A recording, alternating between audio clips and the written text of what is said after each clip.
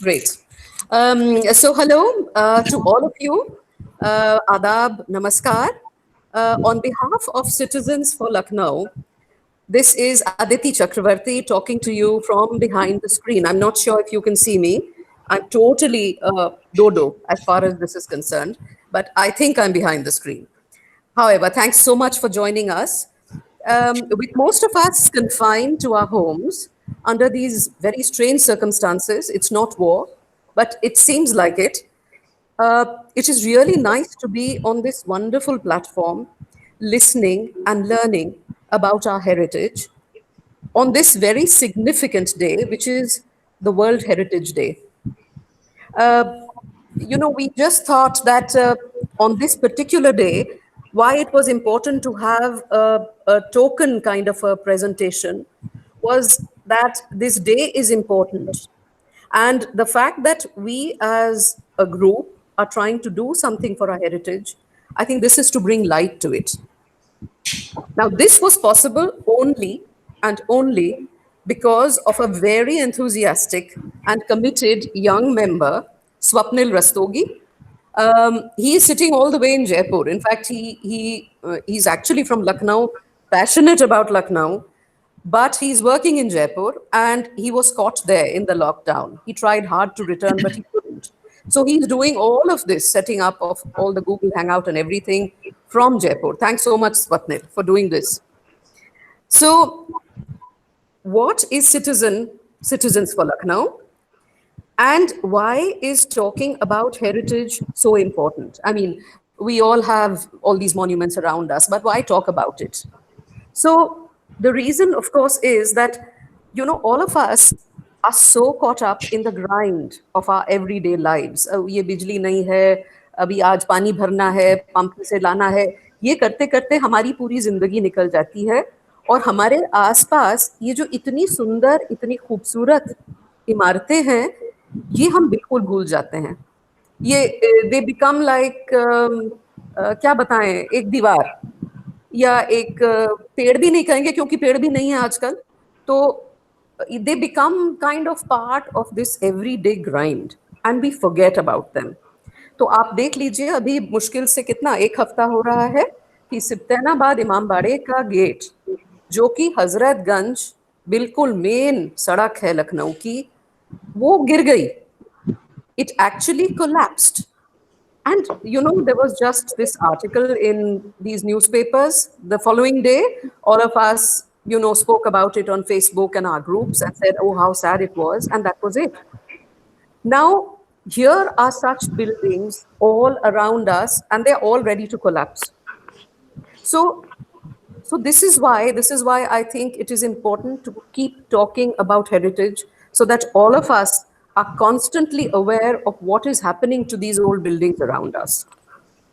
And more than that, I think all of these buildings, जैसे हमारा घर अपना होता है, हमारे लोग अपने होते हैं, इसी तरह से हमारी समझ में ये बिल्डिंग्स भी आखिर हमारे ही हैं. ये सरकार की नहीं है कि भाई ये एएसआई की है, एएसआई देखेगी, ये बात नहीं है. They belong to us. And that is why it is important to talk and to be involved in each of these buildings. Which brings us to what Citizens for Lucknow is and how it was formed. It is important to know, I feel, how it was formed. जब ये divisional railway manager का office है, पता नहीं आप सबने देखा होगा, एक पुरानी कॉलोनियल बिल्डिंग है, बिल्कुल हजरतगंज के बीच में. वहाँ पे वो रिजर्वेशंस वगैरह होते हैं रेलवे टिकट के, बहुत पुरानी बिल्डिंग है वो. उसका एक पोर्टिको हुआ करता था. There was a portico. And then जब मेट्रो का कंस्ट्रक्शन हो रहा था आज से 2 साल पहले, they just decided to pull it down because they said वहां पे हम एक लिफ्ट बनाएंगे और ये पोर्टिको एक अपेंडेज है, इसको गिरा दो. तो पोर्टिको एक पुरानी बिल्डिंग का इन लोगों ने गिरा दिया. So, that is the time that some of us said कि भाई we are not cows, we are not rugs on the floor, that you do exactly what you want. And we stay quiet about it. So we came together and very simply, all we started to do was lobby. हम लोग अपने काम के लिए लोग अपना contact इस्तेमाल करते हैं, लोगों से बातचीत करते हैं अपने काम के लिए. तो हम लोगों ने ये चीज सोचा कि क्यों ना इस पब्लिक बिल्डिंग के लिए हम लोग अपने कॉन्टैक्ट्स इस्तेमाल करें। तो डीआरएम से कांटेक्ट हुआ, रेलवे ऑफिसर्स से कांटेक्ट हुआ, और उनसे बातचीत कर करके करीब 1 साल लगा होगा। और बिल्कुल into the point that I know the DRM at one point said that this is a heritage mafia that has been unleashed on us. And this portico was put back. So that gave us hope, and that gave us the belief that it is possible for citizens, if they come together and use their minds positively towards conserving heritage, then it is possible to do it. So this is the Citizens for Lucknow, और हम ये चाहेंगे कि जितने लोग आप लोग आज मौजूद हैं, सबको कुछ ना कुछ फीलिंग है अपनी पुरानी इमारतों के लिए, पुराने घरों के लिए, जो कि हमारा इतिहास है। So I would like all of you to come forward and join, contact any one of us, and we'll be happy to have you. So now over to Sameer Kher, who will take us through a walk through Lucknow's history. Now, Sameer, interestingly, is not a historian, he says, but he's a wonderful storyteller. वो जो historian लिखते हैं वो पढ़ते हैं उसको, और अपने अपने वर्ड्स में अपने आप कुछ ग्राफ्स बना के ये दिखाते हैं। तो हमारी समझ में आज today will be a lovely time. Now may I request all of you to keep yourselves on mute. There is a chat box at the end of what Sameer will say. Kindly put in your questions if you have any, and he will do his best to answer. So now over to Sameer. Sameer Kher. Right. Thank you, Aditi ji, and good evening to all. Before I start, just want to do a final mic check. Could somebody confirm that you can hear me? Yes, perfectly, sir. Great. Thank you. So, well, like Aditi said, I'm not a historian, but simply a person interested in history. And since I'm not, but I'm just a mere history enthusiast, I would request real life historians not to take offense at anything that I may say, and others to simply enjoy the show. Right? I'll be with you for the next hour or so, and let me explain briefly how we will structure this session. So today's session will only attempt to present an overview of Lucknow's monumental heritage, and will only touch upon a fraction of the whole. It's not possible to cover all of it. It's endless. Yeah. Citizens for Lucknow plans to facilitate similar sessions fortnightly, which may focus in greater detail on individual monuments later on. This session will be more like a presentation or a slideshow with a running narrative, and the estimated time till the end is about 45 minutes to an hour. What we'll do is we'll see lots of old and new pictures of the city, a few maps, also prints of some very old paintings from the days before the advent of photography. And as we look at the images, we'll touch upon the historical significance associated with the city. In a sense, the images simply provide the context for the narrative. I'll mostly narrate using English, but occasionally switch to Hindi. That is required because certain aspects of Lucknow just cannot be expressed satisfactorily in English. I'm sure you understand that. I would have liked for it to have been a more interactive session, but that will be a bit complicated. So I'm afraid the session will have to be a monologue, which means that in case you have questions that come to your mind, I request that you kindly type them out in the chat box that Aditi mentioned, and I'll answer them at the end of the presentation. So lastly, before we begin, if you have not already done so, I request all participants to use mute. In case somebody accidentally switches on the microphone, Swapnil will keep a watch and put you on mute. The chat box usually appears on the top center or the top right of your screen, just for your reference. So just to be clear, allow me to explain once more why we are doing this, very short. So as you know, this is being organized by citizens of Lucknow. And since I am a citizen of the city, and also so are many of you, we all know that it is a special city.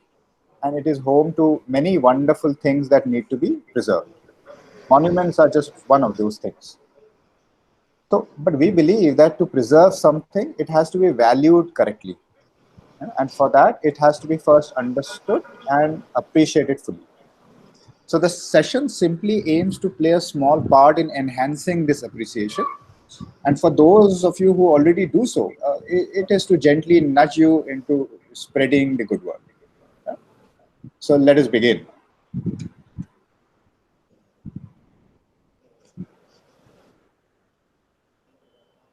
Hiding in plain sight. Yeah, that's Lucknow for you.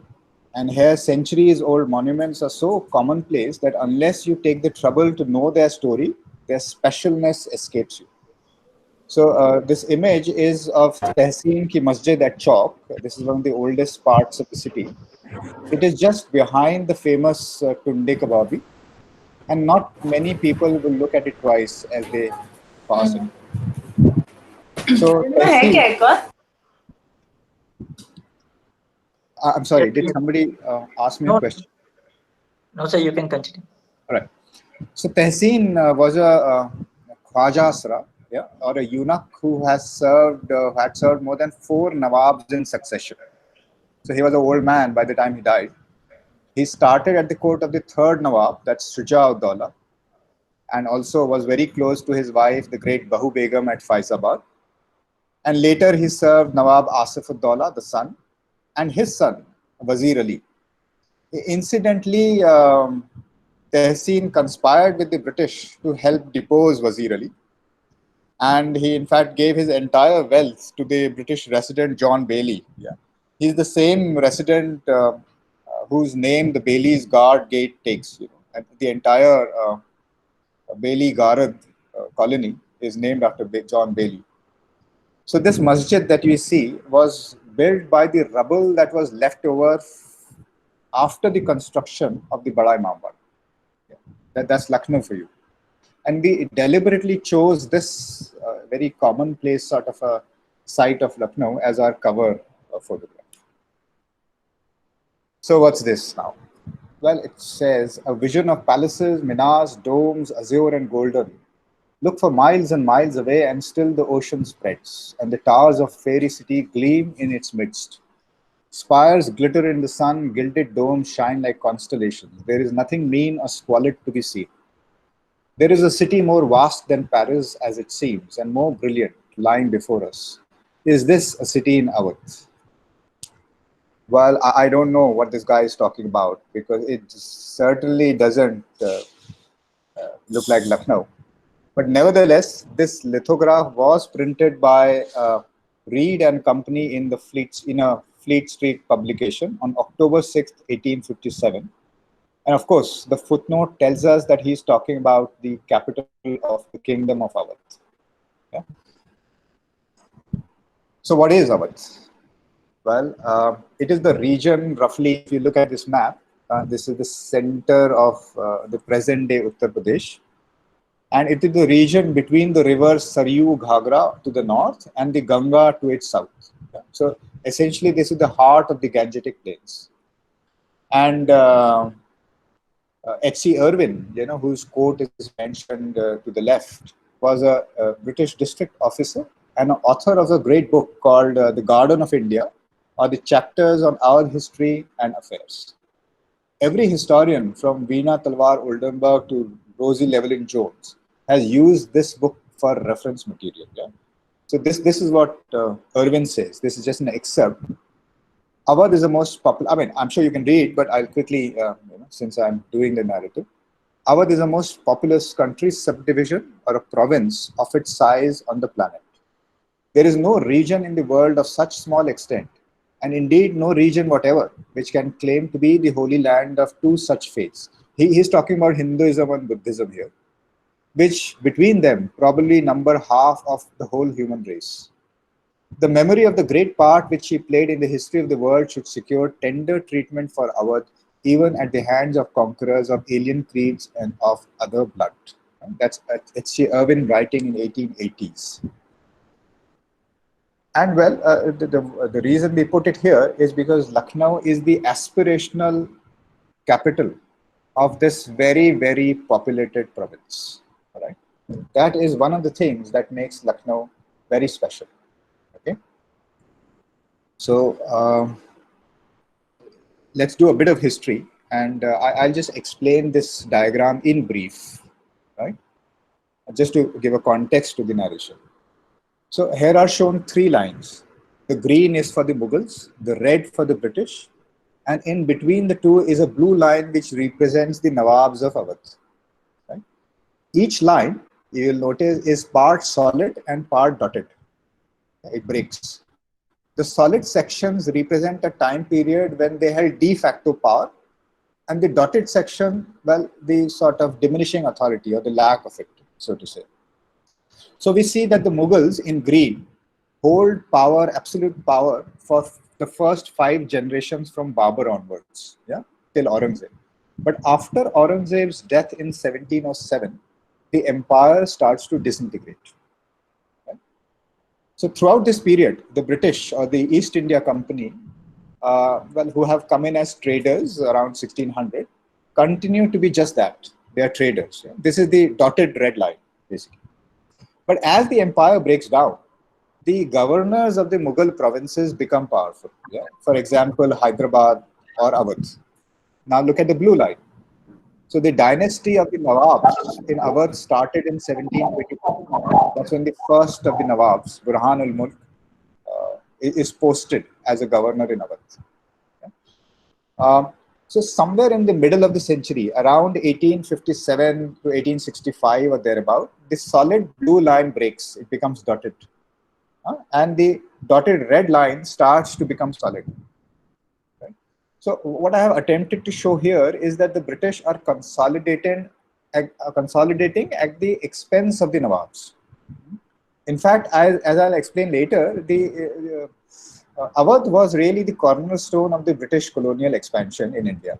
This is very, very important. And but some people do understand it, but others think that the British colonial expansion just happened. Yeah? There's no special Awadh connection, but there is. Yeah? Well, all of this, as per this diagram, culminates to a boiling point in 1857.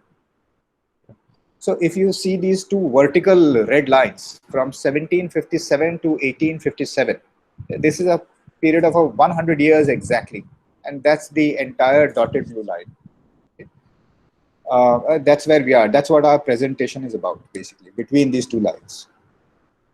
But another thing that is not very apparent here, the second important thing that these lines help us understand is the shift in culture of Lucknow. All right. Rather than explaining extempore, I'll just read out a passage from Gujashta Lucknow. I'll do the English translation of Abdul Halim Shahrar's book. And what he's really pointing out is that as the Mughals declined and the Nawabs came to the fore, what happened culturally, yeah, to the subcontinent. So I'm reading now. In India, the real center of culture, refinement, and polite society was certainly Delhi, and the whole of India was subservient to it. For centuries, the city had been India's seat of government, and learning and the governors of provinces were chosen from the ranks of the elite. In comparison to it, Lucknow has no special claim to distinction. But if Lucknow can be mentioned in this respect, it is because in the last century, owing to the course of events, the mass of Delhi's society transferred itself here. Nobles, scholars, poets, devout and pious men all came to Lucknow.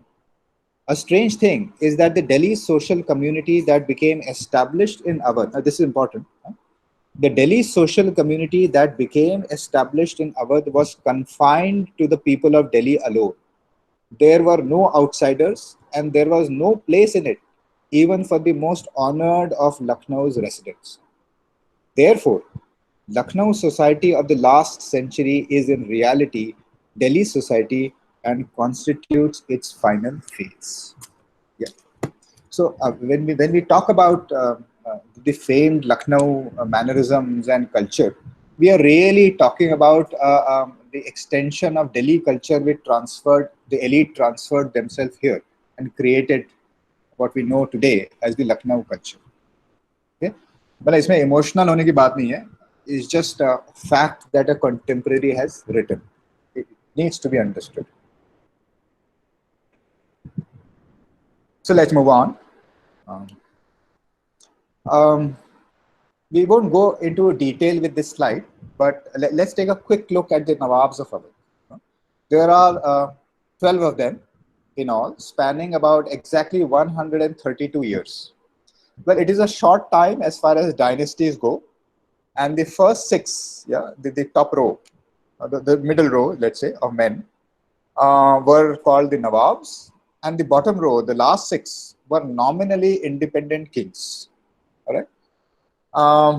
We can't go into detail of each personality, but some of these gentlemen, and of course the ladies, the two ladies on the top, basically, are remarkable individuals, yeah, who played pivotal roles in history. For example, let's say number 3, Shuja-ud-Dawla, played a decisive role in two of the most important battles in Indian history. One is the Third Battle of Panipat, where he helped Ahmad Shah Abdali defeat the Marathas. And the second is the Battle of Buxar, where he lost to Clive's forces, the British forces led by Clive. Yeah? I have given these small captions. These are of my own making. Please just which will sort of refer to some aspect of the role they played. But all this is for some other time. Yeah? Today we will focus only on the city that these guys helped build. All right. Yeah, so this is a painting of the Machi Bhavan Fort by the famous painter William Daniels, who was touring India in the 1890s. This fort was blown up by the besieged British forces on the 30th of June 1857 at midnight. Right? This was the first day of the rebellion at Lucknow. Today, this site is the King George Medical College, and they say that there are certain remnants of this fort inside the KGMC. In fact, the Bada Imambara complex is really an extension of this fortified complex. Well, you all recognize this very famous structure.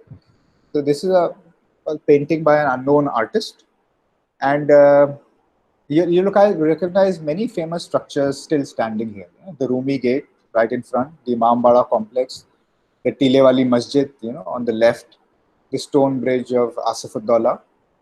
Well, incidentally, this procession which is entering of the British, this is Lord Hastings on his famous journey from Calcutta to Delhi. Yeah? And the quotation underneath is by a war journalist from the New York Tribune called William Howard Russell, who at this time at the time of writing this, is standing on the terrace of Khurshid Manzil, or the present La Martiniere Girls' School. This is in March 58, right? He's writing this then. This was published in June, when the British are about to capture Lucknow and win the war. Okay? And he writes many things, but this is one of the finest praises that he has done. It says, let me not read it, and I'm sure you have gone through it.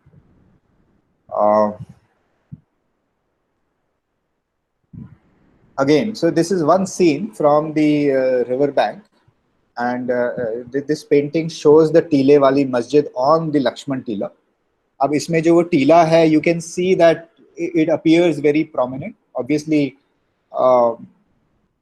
certain mistakes of perspective have been done, but this hill is the site of the original settlement of Lucknow, of this region. So archaeological remains of the archaeological dig site under this hill dated to the 3rd to the 5th century BC. This is evidenced by the blackware pottery that was discovered here. And on the left, this structure is again the Machi Bhavan Fort. And there's this kacha track, on which you see people walking, and there's elephants roaming around. This is today the road which goes along the, the river. Right? This became a road later, basically. It's a motorable road now. The next is exactly the same scene, almost the same perspective, but you can see that it has been much better executed, because this was done by an artist, a draftsman called Sitaram. Yeah, So when Lord Hastings travels with his wife from Calcutta to Delhi, he hires Sitaram to do landscape of everything that he sees. Yeah. So all of this, his entire portfolio is dated between 1814 and 1818. Again, you see the Machhi Bhavan Fort, and the two towers behind the Machhi Bhavan Fort are the towers of the mosque inside the Mambala complex. Yeah, the Gomti riverfront. Now, this is the riverfront. It is by and large still intact, right? And it really represents the development along the river over a period of 75 years. Okay? So it was an exclusive construction zone for the royalty, and it spread from the western end of the city, that's the Rumi Gate or the Tilewali Masjid end, to Sikandar Bagh, जहाँ भी botanical garden है. And well, as such, if you study each of these structures, it will give you an insight into the evolution of architecture over this period. Yeah, I mean, the scale of buildings was diminishing, and the design was changing also. Yeah, so this pyramidal, structure closer to us at the near end is Kadam Rasool. This is today between Shah Nazaf and Botanical Gardens. Yeah, today it's simply a pile of mud, and at one point it also served as a gunpowder depot during the war. Next to it, the dome sort of structure is Shah Nazaf, and the building at the far end, of this painting is the Chhatar Manzil Palace. Most of these structures can still stand and can easily be accessed. Now let's move on to, okay, so this is a slide. We'll now look at just one structure. This is the only time I'll do this in the presentation. We'll look at one iconic structure of Lucknow. Yeah? This is the Rumi Gate. It is named after the Roman gate at Constantinople, which still stands and is called Bab-e-Humayun. And this is the western gate into the city, the western end of it. So this is the first image, and this dates to around 1858, just after the mutiny. And if you look at the gate now, you will see that the two side entrances, the arches, have been walled. जो आजकल खुले रहते हैं, उसमें से traffic जाता है, पर ये समय बंद है. Now look at the second image. Yeah, this is how it looks like today. Yeah, though the three arches are open. Yeah, and the third image. Okay, now this is a painting again by some unknown artist in color, and it shows beautiful lime plaster. And just there are these seashells. They have been used just above the arches, the panel above. ये basically Quran की आयतें लिखी हुई हैं, and what they have really used for this colored thing are seashells. The golden cupolas on the top, they used to have lit torches so that a person approaching the city from the west can see it from far off. So just beautiful it is. So I just do it once more and we'll move ahead.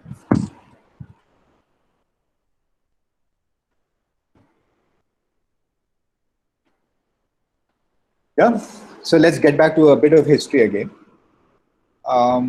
Through a series of maps, I'll just show you the making of the British Empire in India and the Awadh connection. Okay? I do this a lot. This is one of my favorite slides, but let's do it for you. Okay, so we are about 1600. The company has just been formed about a decade ago. And this is peninsular India. You see that the Portuguese dominate, the Dutch dominate the world. The British just have one factory in Surat, right? And they are trading.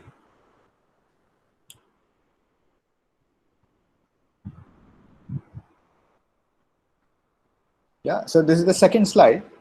Now, a lot of time has passed, but you see that more or less there are no territorial gains of the British till this time. Okay, more or less, they're still trading. Just a second. I'm so sorry. I would want you to look at the two previous slides again. if you allow me, I'll just that will be easier to understand. Let me do this again. So I just want you to focus on the two red lines, which represent the 100 years between 1757 and 1857. This is when the blue line becomes dotted and the red becomes solid. Yeah? The next one here, the first three Nawabs here, okay, they represent the solid blue line, which means from 1722 to about 1857. Now, number three, Shuja-ud-Dawla, he is the one who fought the Battle of Buxar and the Third Battle of Panipat. After he wins the Third Battle of Panipat, he marches into Bengal to deal with the British, who by this time have already won the Battle of Plassey. Yeah? And he loses in 1765. This is the start of the British territorial gains in India, and the interference in the affairs of Awadh begin. So, number four, Nawab Asif-ud-Dawla is the one who moves the capital of Awadh to Lucknow in 1775. Apparently, he does not get along well with his mother, the great Bahu Begum, on the top left. And well, after him, it's mostly downhill all the way till 1857. So now let's go back to our other side and see what the Lucknow connection is. Okay, just give me a second. I'll go back to the original side.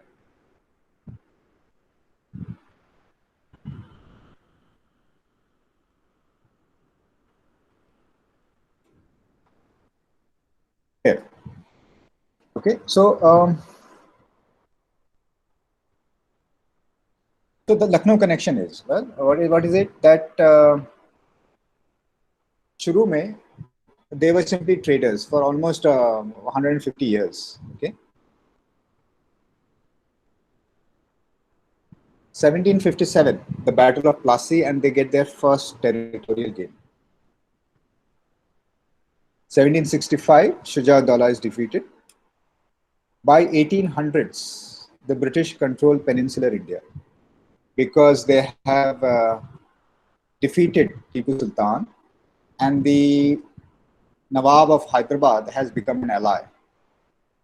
And you can see that Sri Lanka, which was brown earlier, which means the Dutch controlled it, is now pink because they have ceded it to the British.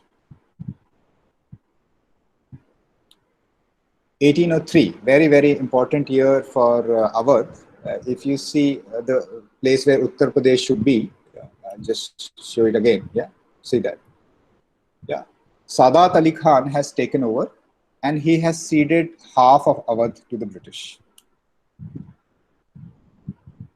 Okay. And 1806, a small patch near Gujarat has also turned red because opium trade in China is, well, nearing its peak, and they are growing the Malwa variety of opium down there, so they need it, so they just take it.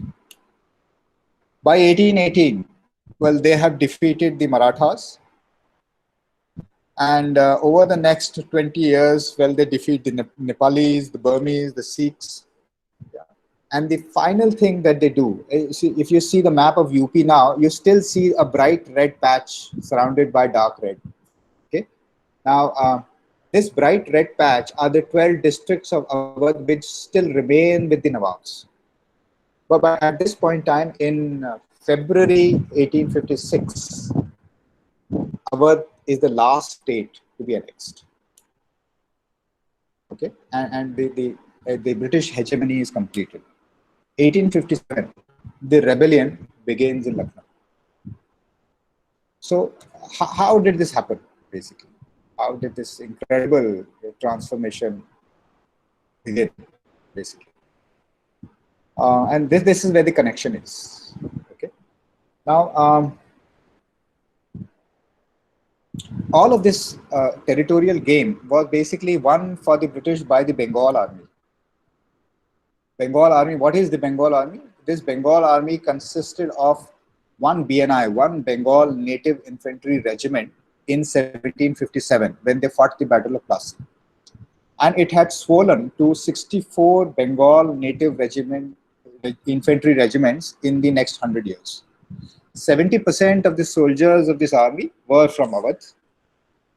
And every time the map of India changes, as we just saw, one of the two things happen. Well, the British have either asked for a cash subsidy or a loan to finance the war, as in the case of Nepal war, or one of the Nawabs has either died or has been deposed. So as the new Nawab assets, yeah, the British asked for one of these things. They either asked for territory or they asked for an increased subsidy. For example, in 1803, Sadat Ali Khan surrenders half of Awadh and increases the subsidy. So, in essence, what is happening is that Awadh is, in effect, Awadh is being made the British war machine and populate its army. Yeah. Hence, I say that it was the cornerstone of the British expansionist policy in India. And very strategically, Awadh was the last province in India to be annexed by the British. Right? So here we see Warren Hastings. He's the Governor General of Awadh at the time. He is sitting with Asif Ud-Daula is trying to introduce him to Prince Jawan Bakht, who is the heir apparent to the Mughal throne. Warren Hastings, in fact, called Jawan Bakht the relic of the Mughals. Yeah, so this is an original painting by Johann Zofani. It hangs today at the Victoria Memorial, and it has been used here without copyright permissions.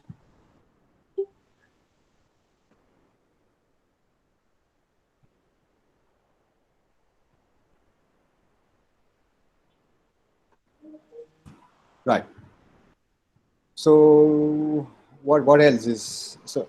So a lot of historians have referred to this relationship between the British. It's almost like a stranglehold as the fatal friendship, and all of this finally culminates in, well, what some historians call the Sepoy Mutiny, while the others call it the First War of Independence.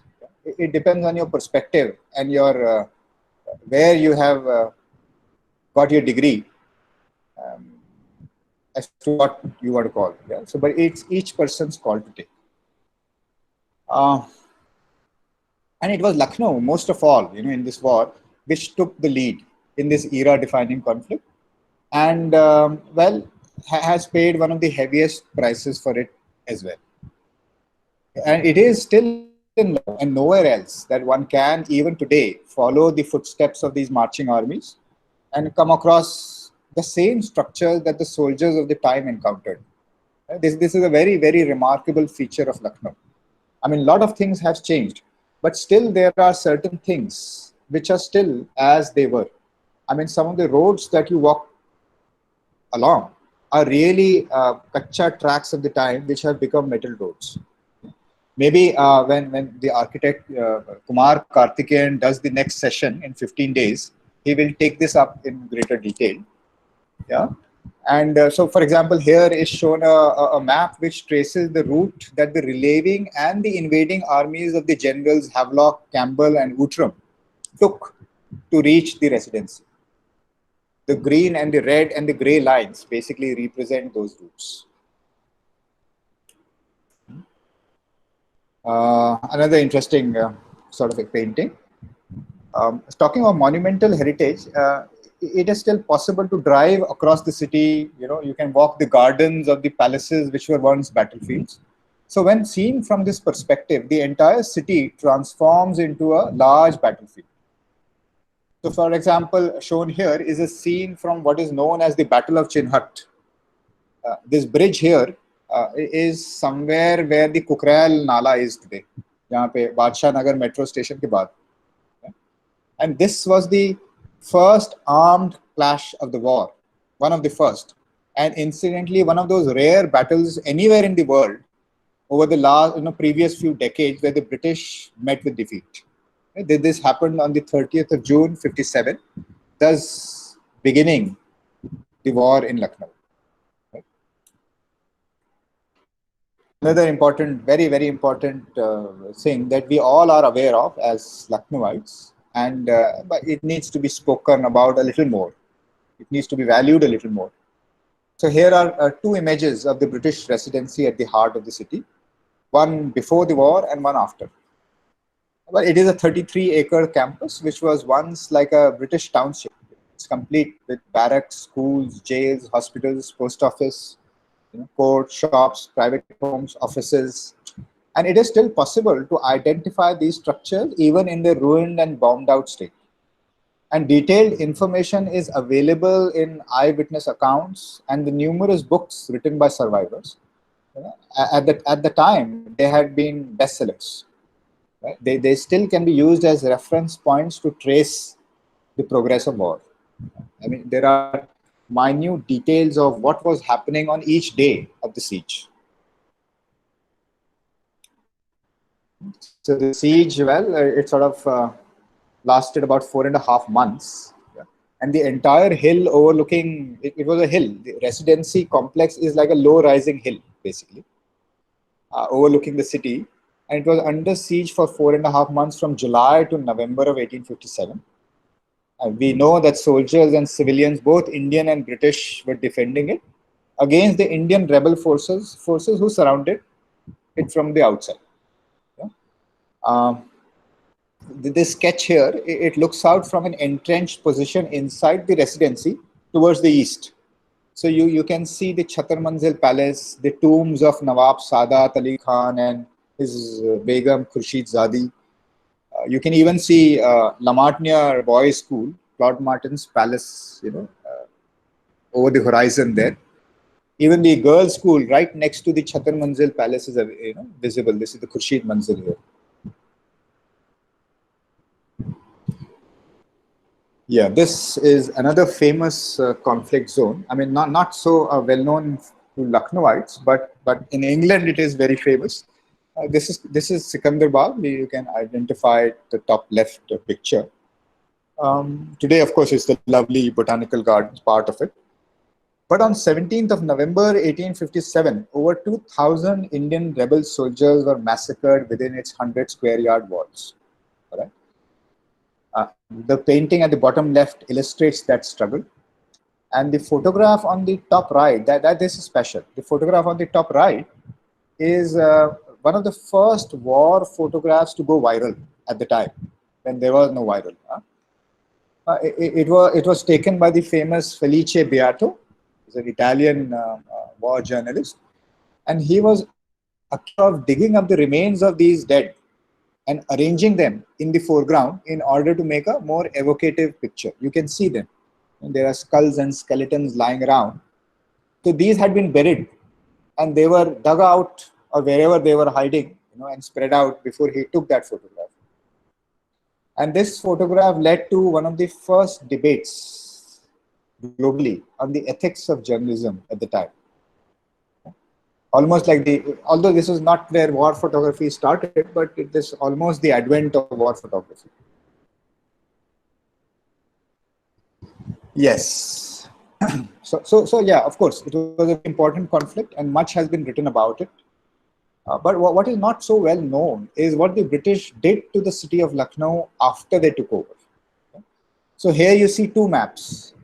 One, the colored one is dated 1856, just before the war, and the black and white is dated 1858, just after. It is the same map in the background, but shows the pre and the post-war scenarios. Now, what is the difference? What it shows is that the city was re-engineered to suit colonial needs and to make it more orderly and easy to control. Right? So the concept of law and order came into the picture, where law took a backseat and order took precedence.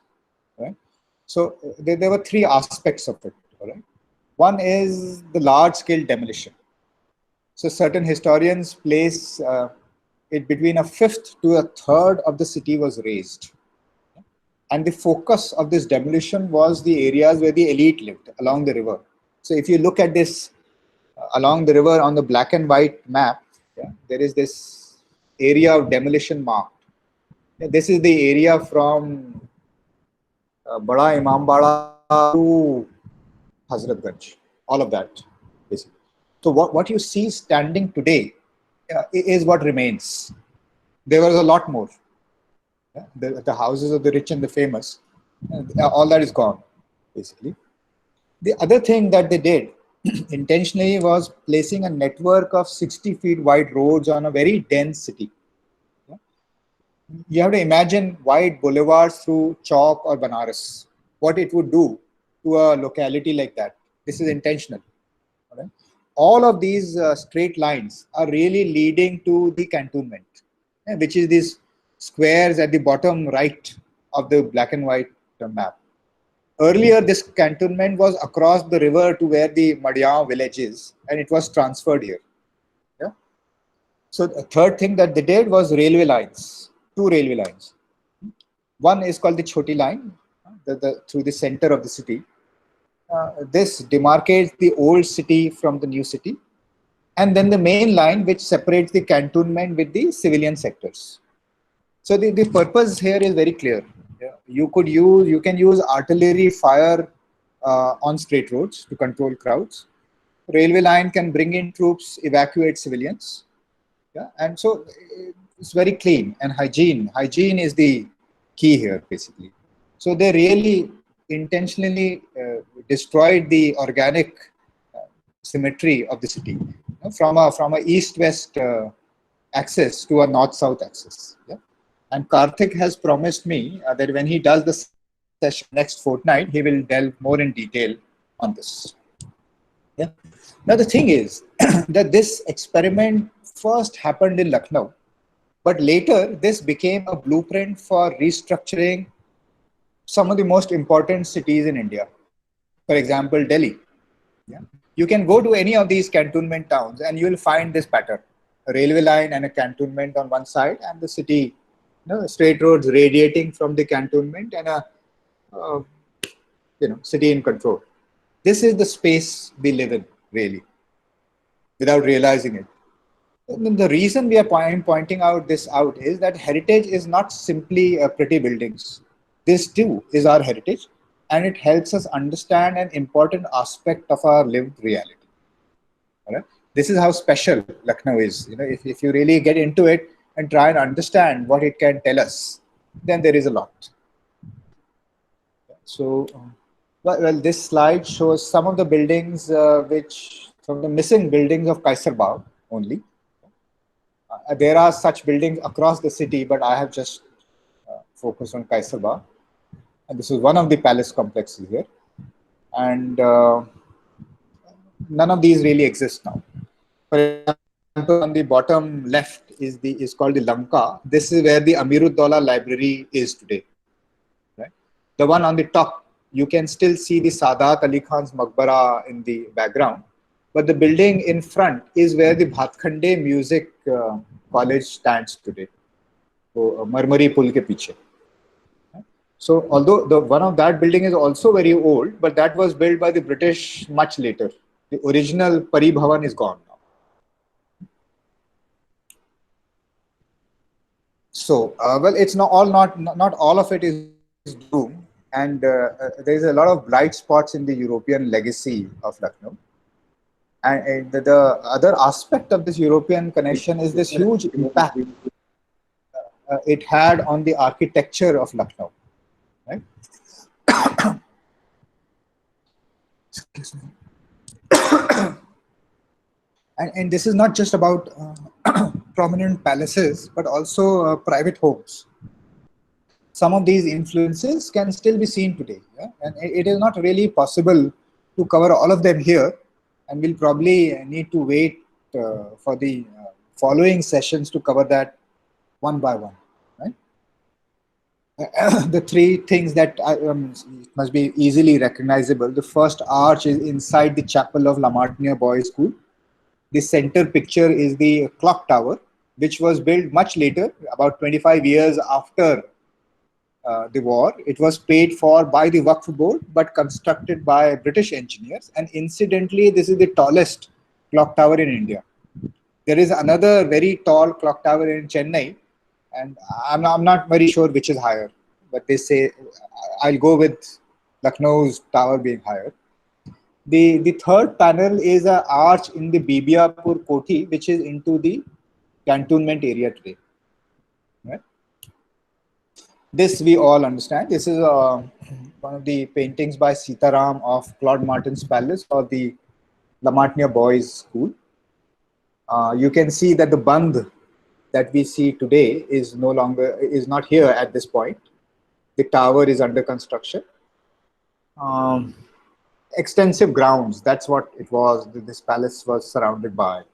But more or less, it still remains one of the best preserved buildings around. And at this point in time, you can even see that the wings are missing. Only the main palace structure is visible here. The wings were added later on, when it became a school and hostels were required.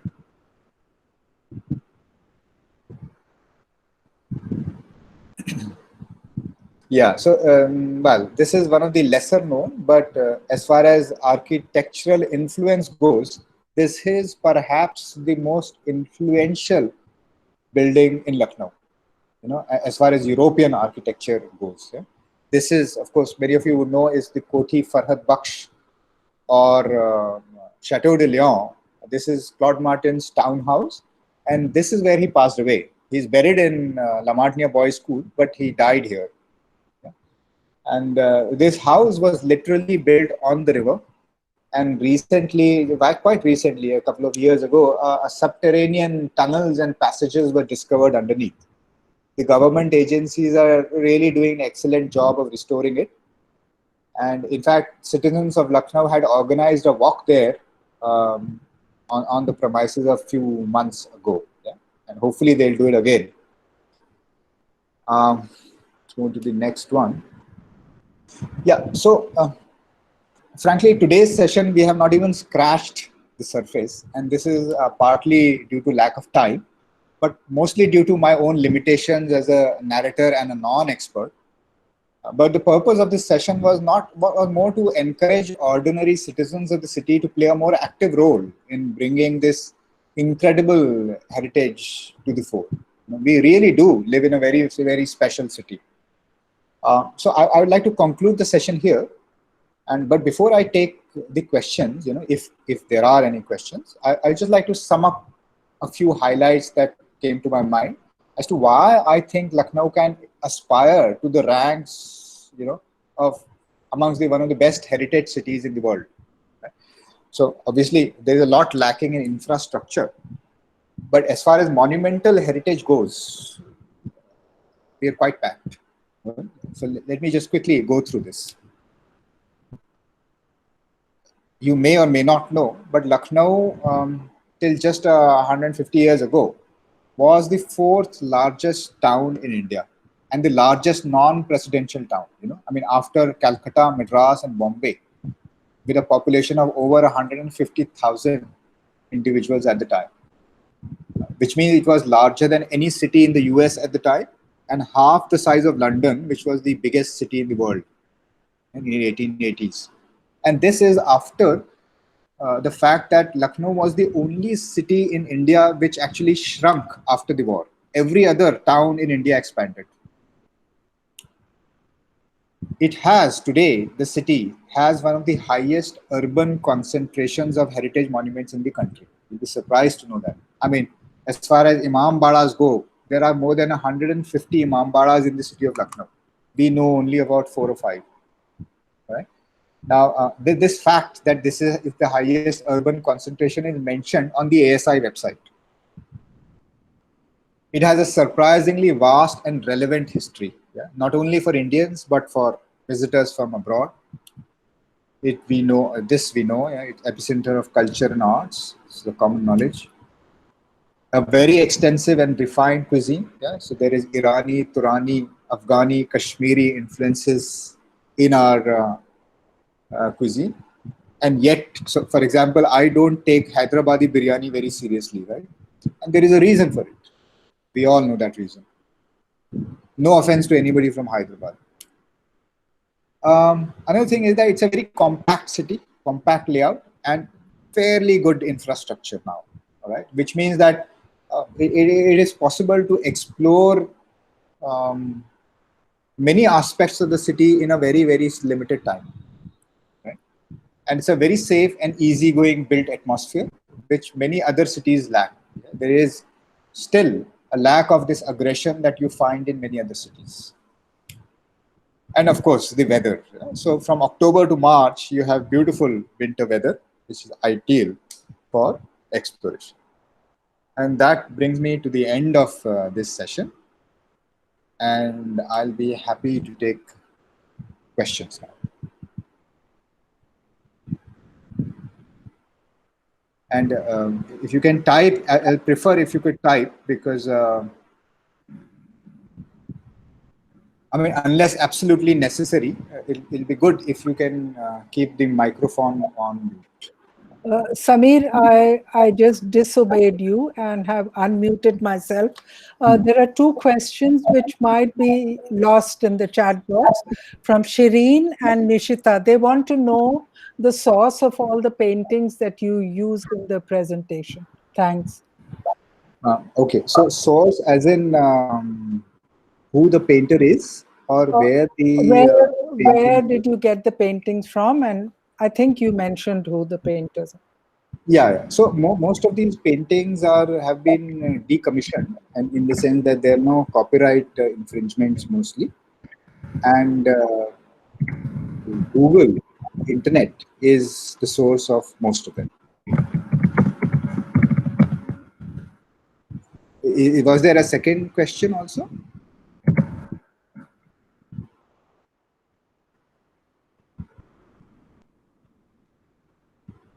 So I'm just going through people, Nishita and Shireen asked the same question. So the answer is one, the questioners were two. Right. So I'll go ahead with the questions now. So the first question is from Shireen again, and she asks about the fall of the Siptanabad front gate recently. So it's not really a question. She's really asking, what do I say about the fall of the gate? My answer is that the gate has fallen, and the whole practical aspect of it is something like this. Well, requires funds really to get it back on. But for the government, as far as citizens are concerned, what we can do from our locus is to get the government to move. And that is where groups like Citizens of Lucknow come into the picture. Because unless the government feels the pressure to do something, they have other priorities. That's my take on it, basically.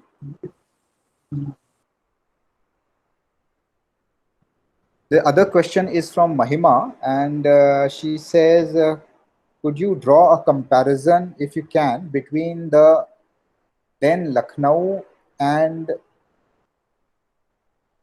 Raja of Banaras and the Rohilas, she says. All right.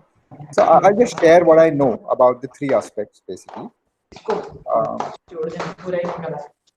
One, of course, is the Raja of Banaras, wherein this is really known as the Chait Singh affair, and where Warren Hastings, whose painting which saw, he was sitting with Asifullah in that painting. He was accused of really, how do you say, taking Banaras by force. And there was a time when the people here were so upset. In fact, Asifuddaullah's mother, the great Bahu Begum, complained so bitterly that her supporters actually attacked the townhouse of Claude Martin, this house that we saw in the presentation on the river. And he had to defend that house using cannons that were on the turrets. Right? However, Hastings was really condemned for this particular act of his. This is one blot on his how do you say, character, and he was ultimately also put on trial back in England. So Rohilas, this is an interesting thing. So the Rohilla Pathans really came into power more or less at the same time as the Nawabs of Awadh came into prominence. The Rohillas, as you know, were Sunnis, and the Nawabs here were Shias. And Shuja'ud-Dawla always wanted Rohilkhand. Right? He had so far been unsuccessful. It is just that after the third battle of Panipat, where both the Rohillas and Shuja'ud-Dawla found themselves on the same side of Abdali's side, they fell apart after the war was over. Right? And Shuja'ud-Dawla, using the British troops that he paid for, the regiments in Allahabad and Banaras, he attacked and annexed Rohilkhand. Right? And it remained a part of Awadh for 25 years till Sadat Ali Khan again ceded Rohilkhand to the British. I mean, in short, this is, I don't know really if I have answered your question. But this is where we are. I mean, the Rohilla Pathans were sort of a short-lived dynasty. Hi, Samir. I'm so sorry. I've bypassed your instruction. I've also bypassed your instruction, but let me explain what I was getting at. I wanted to specifically know if Lucknow, as you said, then Lucknow faced pressures of migration from Delhi, if it was also the case from Rohillas, as you said, in the was there a pressure of migration from other kingdoms apart from Delhi into then Lucknow? Is my question. Yes, I have. See, what was really happening was that there were two parallel centers of influence at that time. Right? One was Hyderabad and one was Lucknow. So people were really migrating to these two centers. It is just that the migration from the north of Narmada was mostly focused towards Lucknow, and from Bhopal and south was focused towards Hyderabad. Right? So there were people coming from all over really. Yeah? For example, Banaras really is a part of extended Awadh. It is not separate. I mean, at different times in history. But Awadh एक बात है और लखनऊ एक और ही अलग बात है, because the king stays here. There is patronage and he's spending money. So all kinds of people. Yeah? For example, Ghalib moved to Lucknow for 4 years. And not just Ghalib. So there were writers, adventurers, criminals escaping British justice. All of them were really converging into Lucknow for a period of about 50 years or so.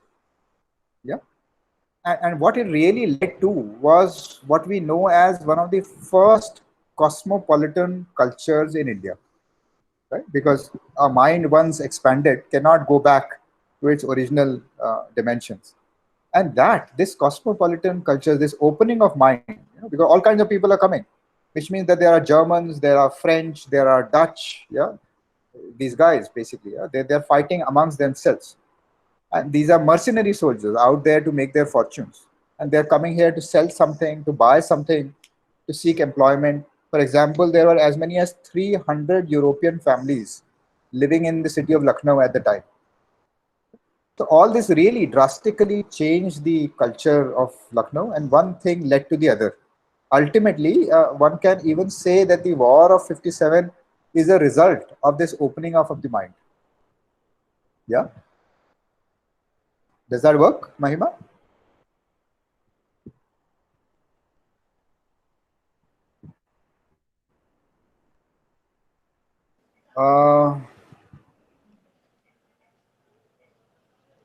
So Vasundhara says that please do bring in some narrative on intriguing personalities associated with the monuments and spaces. May make a rather interesting story. Yes, I think that's a very good idea. And Varun, if you could just type in the email address where people could write in with their suggestions, right? So that we can sort of incorporate. Okay, I'll do that. And Samir, I think you missed Kanak Rekha Chauhan's question about the Machi Bhavan. She wanted to know a bit about Machi Bhavan. A brief history of Machi Bhavan, well? Yes. But I think she has left the meeting. Oh, is it? Okay, fine. If she left, then no, I'm not sure. I'm not sure. But let me answer it. Okay, let me answer it anyways. So I'm right here. Oh, right. I'm so sorry. So yes, Machi Bhavan is well, almost it's sort of evolved. It's not like a one-off thing that एक ही इंसान ने बना दिया. But Machi Bhavan has been around since before the time of Akbar. All right, and at some point in time there was some sort of a fortification which slowly was evolving. And the Sheikh Zadas, yeah, when Akbar divided his Indian kingdom into the 12 provinces, Awadh was one of the provinces. This is really based on the Mahajanpads of the ancient times. He is simply using that as a guideline. And these are separate revenue centers. Awadh is one of them. And Lucknow, even though it was not the capital of the province, it was the revenue capital of Awadh. Yeah? So the Sheikh Zadas, which means the first Sheikh was a gentleman called Abdur Rahim Sheikh. And he was given the governorship of Awadh by Akbar himself. He chose to make Lucknow his headquarters, and he was the first nobleman to start staying at Machi Bhavan. Yeah. Slowly, the fortification sort of grew up, and Abdur Rahim Sheikh's descendants were known as the Sheikh Zadas, and they basically held sway over Lucknow for 2 centuries, yeah, till 1722. So after Aurangzeb dies in 1707, the empire disintegrates, and all of these governors, including the Sheikh Zadas here, stop paying taxes. To restore the flow of taxes, the Mughal emperor sends Burhan al-Mulk, he is the first Nawab, to Awadh, all right, to restore this flow of taxes. And what Burhan al-Mulk does, that he comes and pitches his tent first in Faizabad. And one day he comes to Lucknow, where Machi Bhavan is. At this point in time, the situation is that whoever controls Machi Bhavan controls Lucknow. Whoever controls Lucknow controls Awadh. So he comes to Lucknow, and there are 3 versions of it. Right? The last time I narrated these 3 versions, somebody got really upset, but I'll do it nevertheless. Version 1, Burhan al-Mulk throws a party where he invites the Sheikh Zadas. While the party is going on, his army moves into the Machi Bhavan and takes control. Version 2, he throws a party and poisons the prominent Sheikh Zadas. Version 3, there is actually a skirmish and he wins straight, hands down. Either way, the result was that the Sheikh Zadas agreed to accept Burhan al-Mulk's hegemony and move out of Lucknow, right, towards Kakori. They still stay there. And Burhan al-Mulk goes back to Faizabad. 3 generations. Sorry, please, Varun, you're saying something? No, sorry, I thought you were done with this answer. I just wanted to say that some people have been asking about the fish symbol of Awadh. That is actually an extension of one of the versions that you told here. So please elaborate. हाँ, वो भी बताता हूँ मैं. Let me just finish this. Okay. Yeah, sorry, I thought you had done. Yeah. No. So उसमें फिर क्या हुआ? Where was we? Right. So anyway, all this happens, and it is only when Asaf ud-Daula moves the capital from Faizabad to Lucknow when he really starts doing major construction around the Machi Bhavan Fort complex. Like I mentioned earlier, Imambara is really an extension towards the west of the same complex. All right. Now, it remained in the Nawab's possession for a long time till February 1856, which is when the British took over the Machi Bhavan Fort, and they made it the headquarters of the Queen's 32nd Regiment. Yeah, their regimental headquarters, and also the gunpowder depot. 1 year later, when the war began on the 30th of June, and the Battle of Chinhut takes place, Henry Lawrence is the resident, and he decides that he cannot defend both places, Machi Bhavan as well as the residency. So he asks a certain Colonel Palmer, who is in command of the 32nd, to evacuate the fort at midnight and blow it up, because there's a lot of ammunition there which he does not want to fall into the hands of the rebels, and that's the end of it. Right now, let me answer the fish symbol. There are two stories to it. One is the Nawab Burhan al-Mulk is basically sailing down the river Saryu, and a fish jumps onto the deck. He considers it a good omen and uses it as his state emblem. That's one simplified version. The other version is that fish is the ancient symbol of Persian royalty. The Mughals, yeah, who also share Persian genealogy, were inspired by the Persians. All right, and they gave a title called Mahi Muratib, literally the order of the fish, to the Nawabs of Awadh. So it's a title that the Nawabs received from the Mughals, and they used it as their state emblem, a pair of fish. Later on, it became the state emblem of the state of Uttar Pradesh. I'll move on to the next question.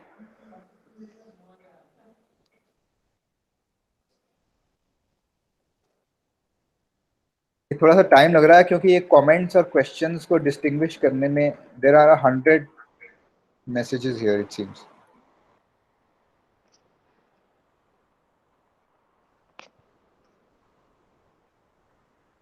Varun, you want to help me? Is there a question around?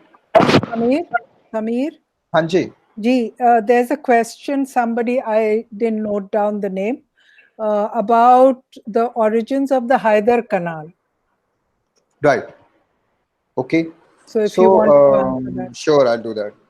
So the first king, all right, or the seventh Nawab, either ways you look at it, Ghaziuddin Hyder commissioned this canal, and the purpose was to connect the Gomti to the Ganga.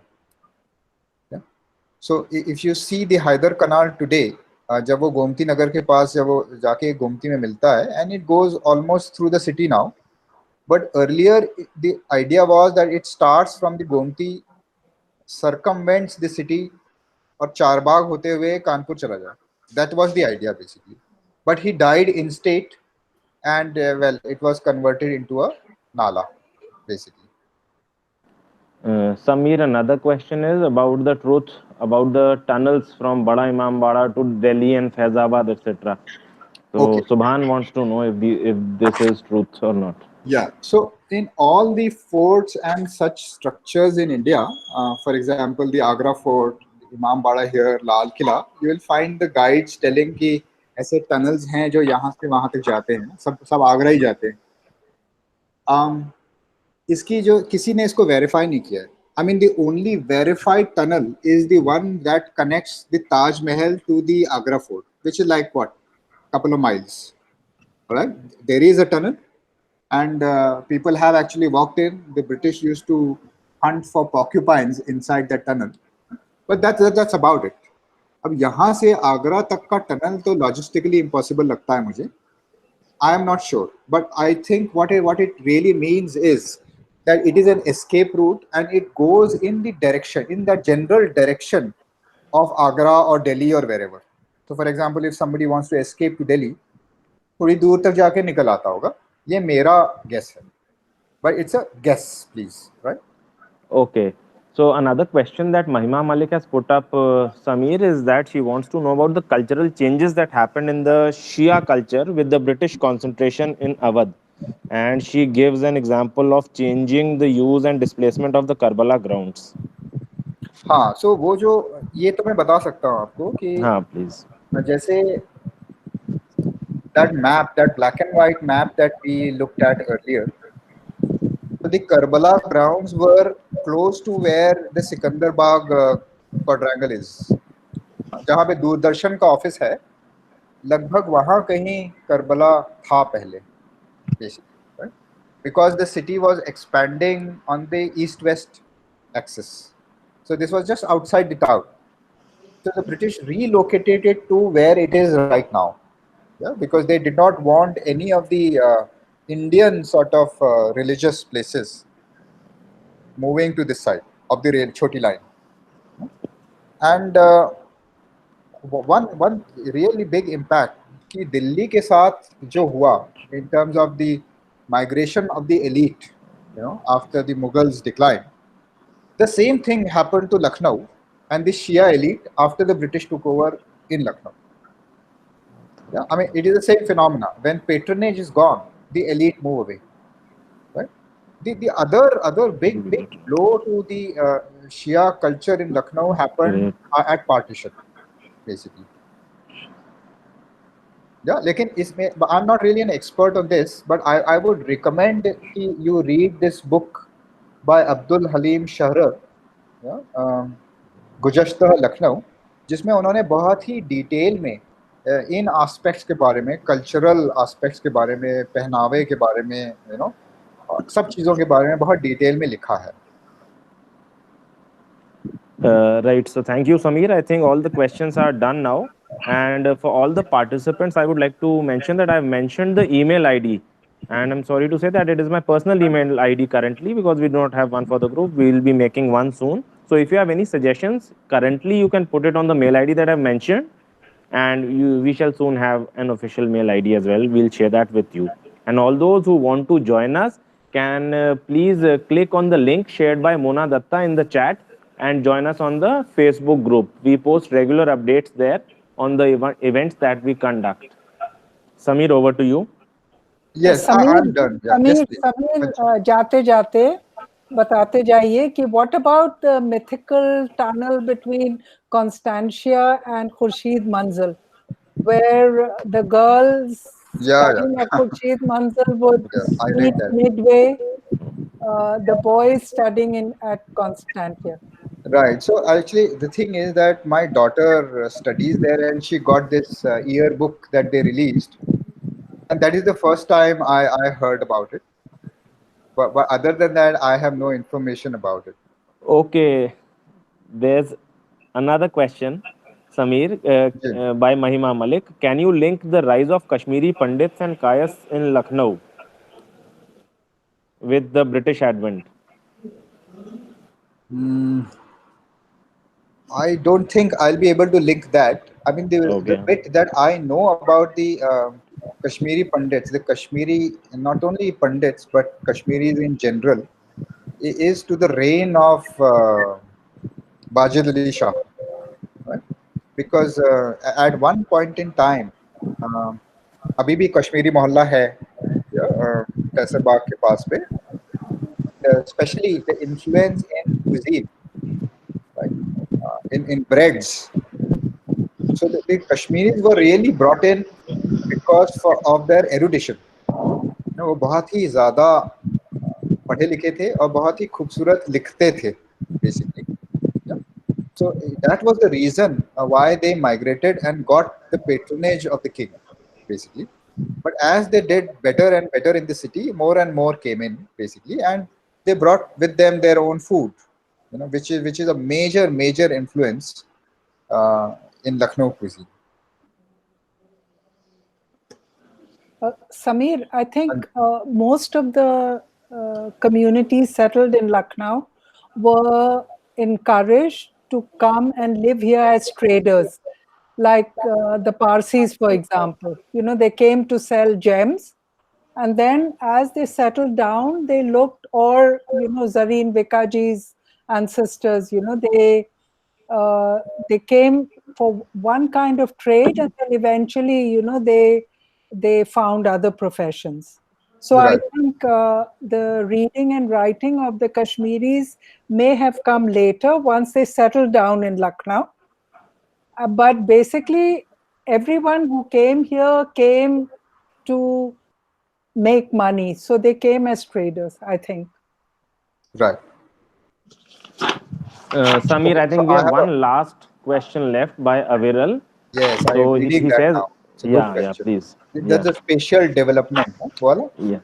Wahi wala. Okay. So the question is, I'll just read it. Can we know something about the spatial development of Lucknow at an urban level? And in most Islamic Indian cities of that time that were walled, but what about Lucknow? Right.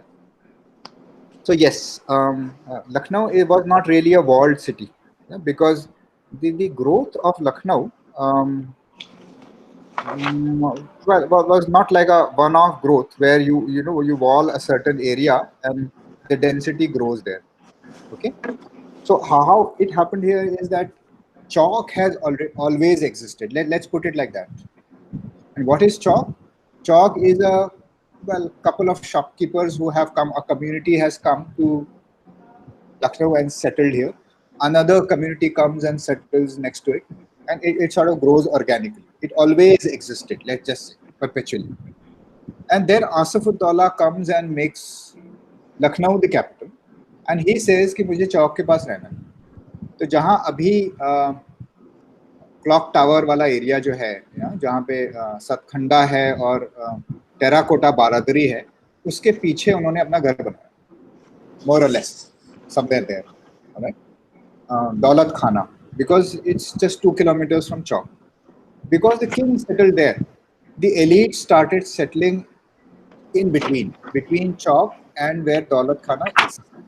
Okay, so अब लखनऊ कैसे evolve हुआ? So I'll just explain this concept of a ganj to you. Okay, ganj is a Sanskrit word. What ganj really means is grain or a collective, like a store of grain. गेहूं का गोदाम. That's what ganj is really. So how does it evolve? If you go to Indian towns, small towns, you will see कि ऐसा लगता है जैसे market है, पूरा शहर ही एक मार्केट है, क्योंकि वो एक्चुअली है मार्केट. ऐसे ही वो इवॉल्व हुआ.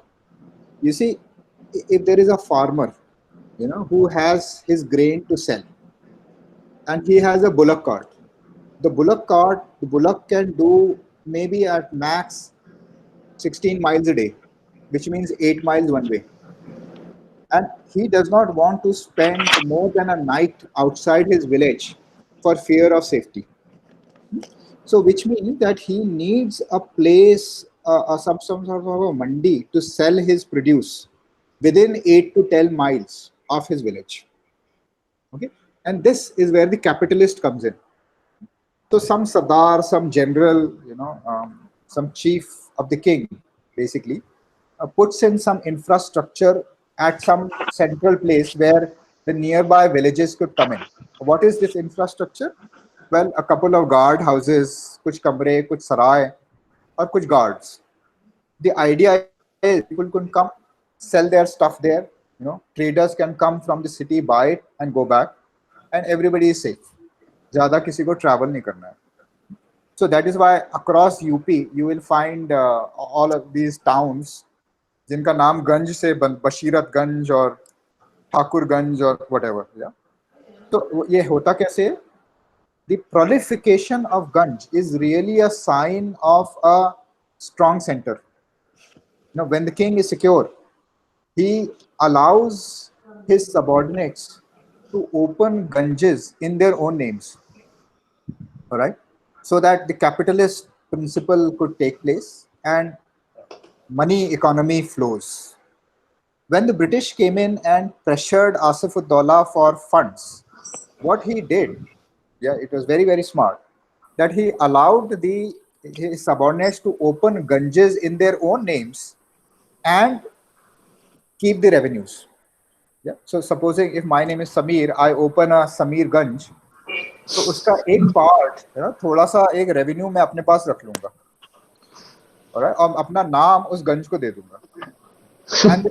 And the king lets it be, so that in the central accounts he can show the British resident, look, I don't have enough revenue, so I can't give you that much money. Although the state revenue is expanding, the economy is growing, but it is not on the books. Right? And that is how Lucknow grew, because the king was here and he allowed it as a practice, his chiefs, to open these different ganges in their own names. जैसे अमीनुद्दौला है, अमीनुद्दौला के नाम पे अमीनाबाद है, for example. अब आप चौक को imagine करें और इसी तरह के गंज एक से ऐसे चिपकते जा रहे हैं और वो शहर बढ़ता जा रहा है basically. That is why there is no one wall around the city of Lucknow. However, each of these localities, even if you go to Chowk today, you will find gates if you look carefully. मोहल्ले, तो हर कोई अपना अपना gate मोहल्ले lock कर देता है. So there will be these two houses, और उसके बीच में जो पैसेज है उसके ऊपर से एक कमरा बना हुआ है. It's almost like an escape route, emergency escape basically. तो अब वो दिखाई नहीं देती, गलियां इतनी डेंस हो गई है, बट वॉल्स नहीं है. लेकिन वो गलियों पे एक दरवाजा लगा देंगे तो वो गली एक तरह से फोर्टिफिकेशन हो गया. That's why there is no walls. Is that okay? Does that work, Aviral? Samir? Yes. Samir? Also, because the main route of communication was the river. So, Right. there a wall helps a landlocked area. But since most of the people who occupied Lucknow or who coveted Lucknow, they would attack from the waterfront. And therefore, there is no wall, but it made all the conquerors build their residence on top of these hillocks, so they could see the danger. The danger always was from the riverside. Right. And walls are built, where on the roadside. Right. That's a good logical explanation, I think. No? It makes sense. So I see another question here, जिसका मुझे से part answer पता है. Right. So Samir, this is the last question that we'll take up for paucity of time, right? So after this, we'll thank everyone and we'll be done for the day. Are you referring to Lalit's question? Yes. That Lalit's question will be the last question that we are taking up. Yeah. Okay. So it says, why was the iron bridge destroyed after a few years of its construction? So एक point तो ये है कि the iron bridge was really imported. So Ghaziuddin Haidar was he sort of imported the iron bridge, got it custom made from England, and shipped to Lucknow, and then it rotted for 2 generations, right? और उन्होंने इसको assemble नहीं किया और वो पड़ा खराब हो गया. Then his grandson ordered another bridge, and which was then again assembled and it was function. Now यहाँ तक तो मुझे पता है clearly. इसके बाद there are 2 versions of it. I am not sure of it. One is that when the war ended and the British were about to evacuate the residency, they bombarded the bridge of boats and the iron bridge, and it was damaged in that bombardment because the Indians were fleeing Lucknow using the bridges basically, and the bridges were covered by the guns in the residency. Okay? And later, the other version is that it rusted and was later dismantled. Yeah? However, just to be on the safer side, I would want you to check it somewhere because I'm not sure if this is the accurate answer. And so let's just end it here. So thank you for your time. All right, and if we meet again, it will be great to listen to Kumar Karthikeyan, who is an architect and involved in the conservation of the Chatan Manzil Palace complex. Most probably he'll be doing another session in about 15 days, and you'll be informed. Very soon we will be doing it. Right. So thank you all for joining the session, and it was a pleasure to have you all. And this was sort of a first session online, and we never imagined it will be that smooth with everyone's participation and no technical glitches. So we'll definitely be arranging more sessions in the coming time. We look forward to it. Thank you all for your participation. Thanks, Samir. Thanks for conducting it. Thank you all. Thank you.